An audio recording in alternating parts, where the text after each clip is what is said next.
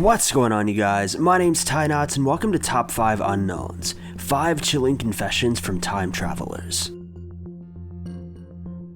Number 5.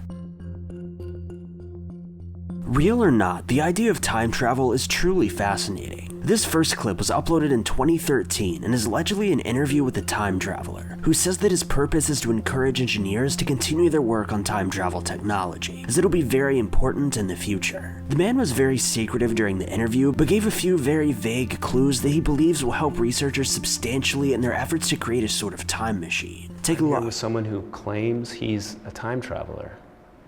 Ziga Vartov, is that your name? Obviously, it's a pseudonym. I'm not going to give you my real name. It sounds futuristic, maybe? From the future. All time travelers are. So is your real name futuristic like that? What do you mean? Oh, would it sound recognizable to you? Yes, is it like Bob somebody? You know what, my name is not important. The reason I'm not telling you my name is because I don't want the Time Authority to be tracking me that diligently. What is the Time Authority? The Time Authority, they're an organization whose job it is to keep the chronological stream from veering too far in any one direction. They know how this interview is going to end. If they didn't appreciate what we're doing now, they would have already stopped it. Can you give me a sense of what's going to happen in our future? Money, as you know it, disappears relatively soon after this interview. Your children and great-grandchildren will certainly see catastrophe. These are terrible things that you're telling me. When societies collapse, it's not pretty. But are you sticking around for some big meltdown in some way? See, that's exactly the kind of question that is going to bring the TA down on me like you wouldn't believe. So you can't answer that question. I'm not going to tell you anything that's going to make you run and take your money out of the stock market. I'm not going to tell you anything that's going to make you stockpile food. But are you saying maybe we should be stockpiling food? Number 4. This next clip comes from a man named George Van Tassel, and is a clip from an interview taken back in 1964. George claims to have insider knowledge regarding time travel, and claims to have been visited by extraterrestrials as well, after a landing that took place at his local airport in the 1950s. Whether his claims are true or not, we'll leave that for you to decide, but he certainly makes a compelling presentation. Check it out. Time machine you're building down in California.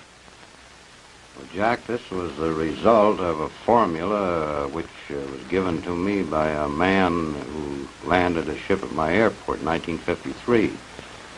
And we put this formula under research, tested a number of experiments on a bench in a good electronics lab in Chicago, and we produced phenomenal results with evidence that we should do it on a larger scale in order to be able to do more with it.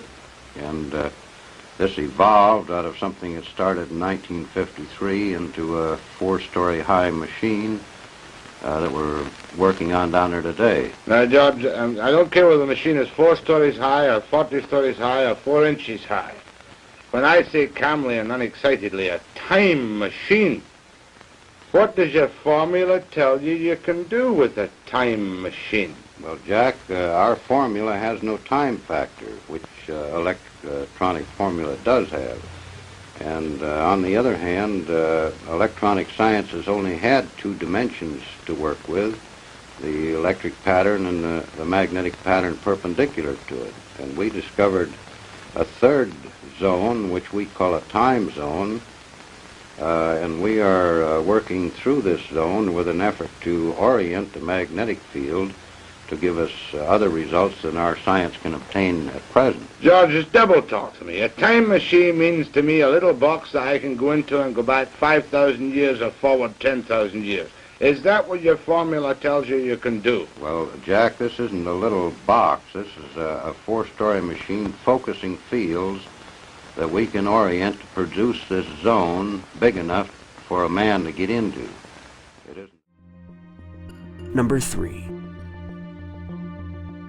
This next clip is an interview with a man named Bryant Johnson, who claims to have visited the future. He says that he's originally from Texas, but can't recall his original name or family, as his memories have since been destroyed. However, he warns the viewer of a series of catastrophic events that are expected to take place in the near future, including a fake alien invasion led by elite members of the Illuminati. My name Bryant Johnson.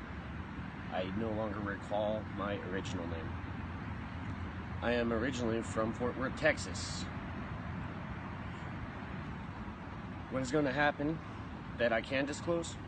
Well, a false flag alien attack is going to be perpetrated by various state, national, and local governments into bringing about the One World Order, and the Illuminati are in charge of it. There are several places to go. There are abandoned missile silos, basements, but really there's nowhere to hide. The American continent is probably the safest, the Rocky Mountains being the safest of those, and the high north. The future of Casper Planet? Well, as we move away from paper and more into the digital age, you will find that Casper Planet is not only one of the most accurate provider of news, but also one of the friendliest to its space customers. Are there currently aliens disguised as humans? Yes. Name some people and I will say yes or no, and that's about all I can say for that. What is the process of time travel like? It's hard for me to explain. I am seriously underqualified to be here right now with you. As far as I could tell, they exchanged me with whoever this real Bryant Johnson is. I was sent here to find him immediately, give him the package, which I guess contains several $1,000s in currency, and a plane or train ticket. It's one of those. He's currently in South America. I have taken his place. It is a complete lack of preparation on behalf of the citizens. We felt that because the government is in cahoots, to say, I believe is the term, with these aliens, we started losing badly, millions upon millions of casualties, and we figured maybe if we can rearrange the timeline, set it forward, set some parts back, then we could have a firm grasp and fully be prepared when the strike comes. Number 2. This next clip comes from a man from South Africa who claims to have been recruited by the US government to take part in a secretive time travel experiment. He claims to be from many years in the future, though he was fired from the program, leaving him stranded in present day with no way to return home from his family. Take a look. Hello to everybody who's watching me right now. I want to be clear while making this video. It is not my intent to deceive anybody. My sole objective is to prove to you that time travel exists in the next few years. In fact, I, myself, am a time traveler. I have traveled back to November 13th, 2017 from early in the year 2021. First of all of time travel will become possible in the year 2003. It is, however, only used by top secret organizations. The ability to time travel is not planned to be released to the public until 2028.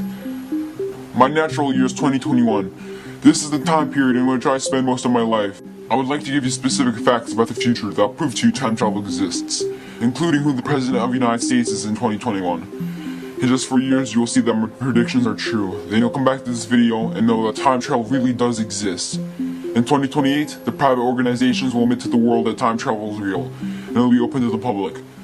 Wearable technology is also becoming increasingly popular in 2021. There will also become a very popular device, sort of like a Google Glass, that will look like a normal pair of glasses, but have a processing power of today's desktop computers, if you know what I mean. It will be equipped with a high-definition video camera and augmented reality screen. Number 1. This final clip was recorded in 1998 and documents a man who, as expected, claims to have visited the future, as well as the past. However, he was able to bring photo evidence to document his journey and add a certain amount of weight to his story, even going as far to present photos of dinosaurs that he claims to have seen. This is going to be one of the longer clips from the video, so make yourself comfortable and have a look. You see, and there is so many people around this world who says that they have contact with the other side, or with aliens, or with demons, or devils, or what you ever like. That's all not true. That's the most of them. It's illness. They have an overturned mind. But I think stick. His first flight around our solar system. Here's a picture of Mars. By the way, this is not a professional tape. As you can see, these pictures are in a picture album, and I've just got my camcorder out, and Wendell and I are flipping through the pictures. So this is not a produced tape for you to look at. So it'll probably never be on the market, but at least you get a chance to see some of these pictures. This is Mars just from a different direction with the sun very bright on it. Now, here is Mars, but here's one of these satellites. It's in orbit around Mars, made on Earth, unannounced, and is in orbit. This is the spring of 1976, and this device is in orbit around Mars. I don't know exactly who made it or who put it up there. Here's another one. This is Mars again, and here's the light panels, solar panels, and the satellite equipment in orbit around Mars again. This is a different one. There was a race of people lived on Mars. They had a terrible catastrophe about 186,000 years back. At the time, there was about 40 million people killed on Mars, and they're all gone now, of course. So there were societies there, and we will find quite a few remains of their civilization once we get up there. Here he's on board one of their large motherships. This is the side or the edge of a saucer that was parked inside as he was walking by it.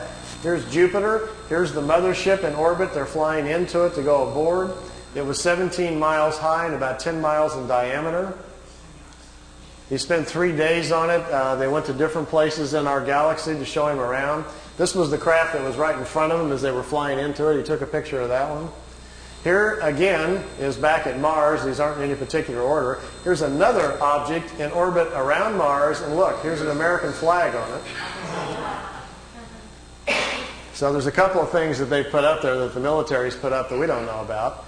This is a picture of Billy in a suit. He's on a prehistoric planet to see the dinosaurs. He's got a breathing apparatus on. This is a Pleiadian man, and they've stepped outside of the ship so he can see the animal life on this prehistoric world. Some of the wildest pictures he's got. I mean, just look at the vantage point. The planet's in the background. How else would you get this picture unless you were up there at that particular vantage point? Not a lot of people have that in their photo albums, you know. You can imagine the people at NASA would crack up, you know. They'd probably find it a little hard to believe at first, but they don't have pictures like this. Here it is when it's just hooked up. There's Earth in the background, and here's the two capsules coming together. This is the top of the mothership.